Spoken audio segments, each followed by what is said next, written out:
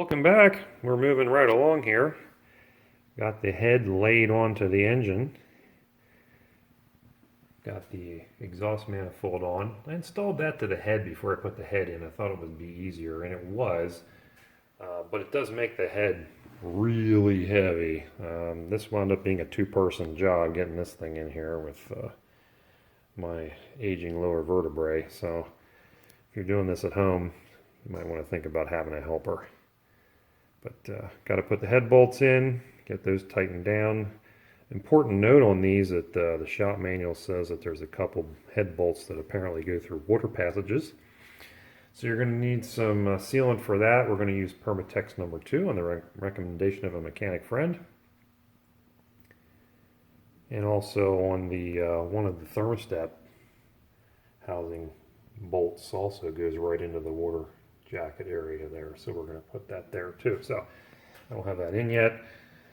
Got a few more things to do, a couple more bolts to clean up, but we'll keep on going putting this back together. Well, there's good news and bad news. We got it back together and it runs and the exhaust no longer leaks.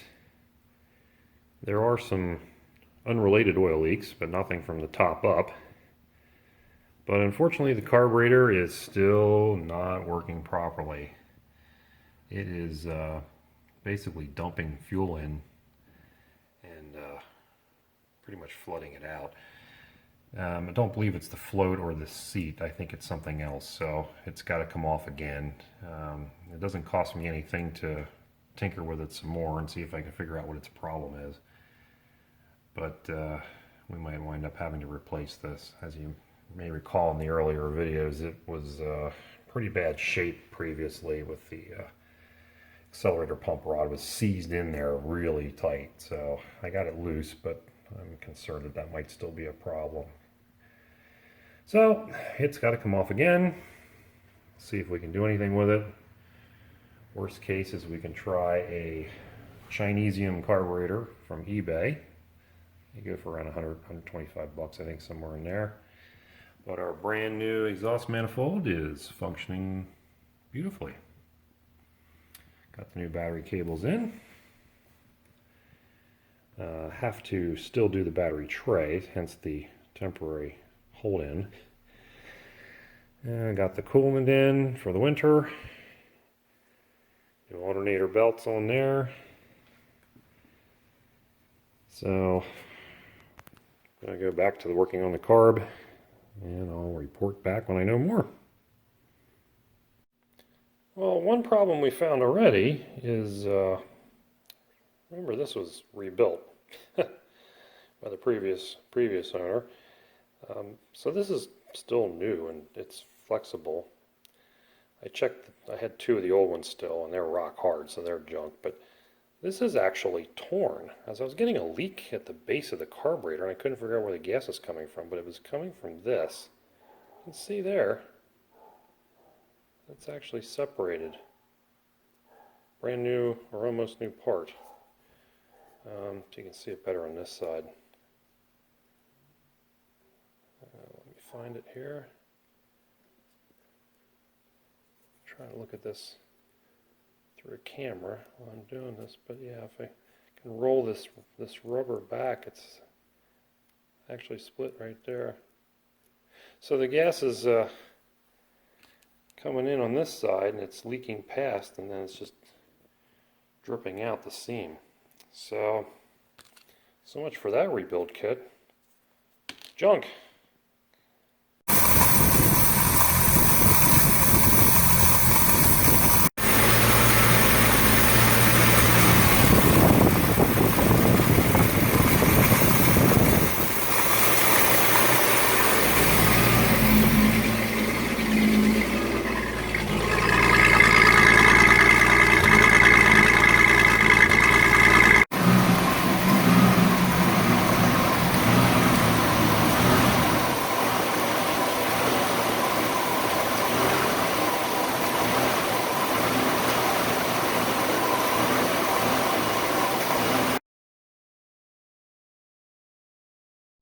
Here's a battery tray update. So this is the way it came. It was assembled like that. Just drill out the welds with a drill bit. You want to make sure you only go through the bulk of the top piece. You don't want to go too deep into the bottom. You certainly don't want to go through. But that's how that gets done. And then once it gets most of the way through, I just take a small chisel and whale away at it until it comes out. You'll probably have to hammer this straight again, as I did. Point on these, this black is just what they call E-coat. It's a protective coating put on to keep them from rusting. It's not really a primer in the sense that generally you shouldn't put paint right over it. You should prime and paint these things first. So I'm going to be doing that once I get this thing welded together. So I'm going to take it over to the car and fit it up and clamp it together and then prepare to weld it. Alright, we've got the battery tray all primed and painted. The bracket was re-welded onto the base. I'm not going to show you close-ups of my booger welds, but there it is. It's ready to go in.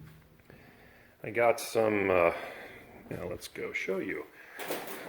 I got some rust neutralizer product.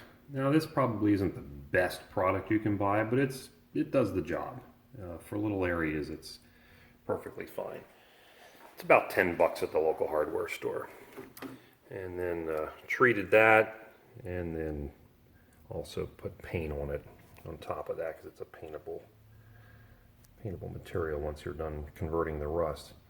And all we're doing at this stage is neutralizing it, trying to buy some time. As you can see under the battery tray, there was an area that it doesn't really show too well. That's rusted through. Now that's just that's double walled there, and that's just a welded on piece for the bolts. You can see the spot welds here. There's just a bracket underneath here. That's all that is. So there is a hole here. It should be cut out and a piece put in, but it's not that bad yet. And if we neutralize it, we'll slow it down. For the time being, just to get this thing on the road, I'm going to go with that. And we can revisit that at another time when we, really do the engine bay up. So that's taken care of. We're going to put the battery tray back in today. I'm still having running issues with the carburation and vacuum leaks and all kinds of stuff. Well, let's cover that a little bit while we're here. So the carburetor, after its second rebuild, in a way, still seems to be dumping fuel in, and not from the bowl. From what I can determine, it's just sucking it in, which might be the result of too much vacuum. I don't know yet. Disconnected everything because we had some vacuum leaks, and puzzling that this is the lead for the distributor, and unplugged it takes care of a vacuum leak. But when I test this for vacuum on the distributor, it functions as it should. It doesn't seem to be a leak. It'll hold vacuum. So I'm not understanding why that is causing a vacuum leak. Also disconnected the PCV, which looked okay, but this hose is actually really cracked and apparently leaks like a sieve. So I have that blocked right now. And despite the fact that I've clamped off this thing here on the other end where there's a rubber hose, I'm going to pull that off and block it too, just to make sure that that's not contributing. But I've been spraying ether around the base of the carb and any place I think there could possibly be ingestion. And I'm not finding anything obvious. It still seems to idle too much. It's drawing too much gas down through. The idle stop is completely off, and it's still idling too high, and the air-fuel mixture does nothing. So there's still a problem someplace. Obvious jump to conclusion is the carburetor is the problem, but I'm not convinced completely that it is. So I'm reluctant to buy another carburetor, slap it on, and find that I've got the same issue. So I'm going to keep going with trying to figure out if there's still some vacuum leaks someplace. This being a log manifold engine with the intake manifold cast to the head, there's obviously not an intake leak there. So it's puzzling. I'm not sure why I'm having the problems that I'm having. So I'm going to continue looking at that today. The timing on this car was completely wrong. I think the spec is for 12 degrees advance, initial advance, and this thing was set to 12 degrees retarded. So there's no wonder it ran so poorly before. And I managed to get that corrected. The distributor was kind of stuck in the block and had to wail on that a bit. But got that set to where it should be now. And it is much happier. Put the new plugs in because the old ones were getting pretty foul looking. And that's where we are currently with that. Now I've also discovered that there's a pretty nasty exhaust leak in the back where the exhaust pipe goes into the muffler. And so I'm going to have to fix that too because it sounds terrible. The exhaust in this car is really cobbled together, and I'll try to show you that here in a little bit. Just wanted to share that there's no real limits to the amount of half-assery on this car. This is all gacked, deformed. Looks like this is maybe rotted through here. But, you know, let's just shove a new muffler in. It'll be fine. If you look over here, you'll see all the daylight coming through that piece of pipe. Why didn't you just lop the end off and put a new pipe over it? Oh, I know. Because you're a cheap bastard.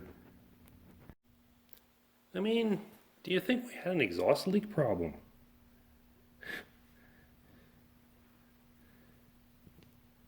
Good grief. Well, I cut the end off that pipe.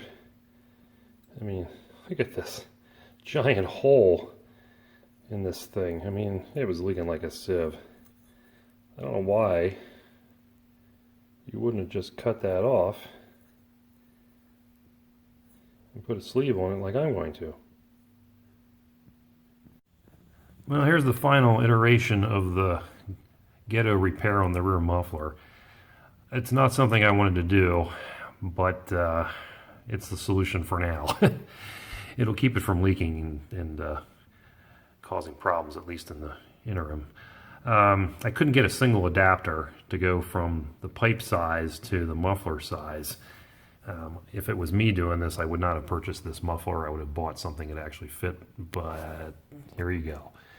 So I have jury-rigged this back together and has a fine collection of clamps and adapters, but at least it should all come out the tailpipe now. Well, I had wondered about this left rear brake because it looked like the backing plate was damp, and sure enough, it's got issues. Now, I'm not totally clear on what is causing this, if it's a bad axle seal or if it's wheel cylinders leaking, but I did pull the cups back on the wheel cylinder and one looks gooey, so I'm thinking it's probably a wheel cylinder, but with this axle is, it's hard to say. As if you see in here, that pinion seal is leaking like a sieve. But it's pretty greasy. So one of the two, or maybe both, is what's causing that problem. Which is now the conundrum of, do we spend the money fixing all the problems with this little tiny 4-lug axle, or do we just hit pause and try to find an 8-inch and put that in a well? Of course, when we do that, it would be time to do the leaf springs, which they're going to have to be special ordered because I want to lower the car. And on, new shocks and so forth. So as I'm going to talk about or maybe I already have talked about in this video, the way this stuff kind of escalates very quickly is kind of a problem when you're not doing a ground up.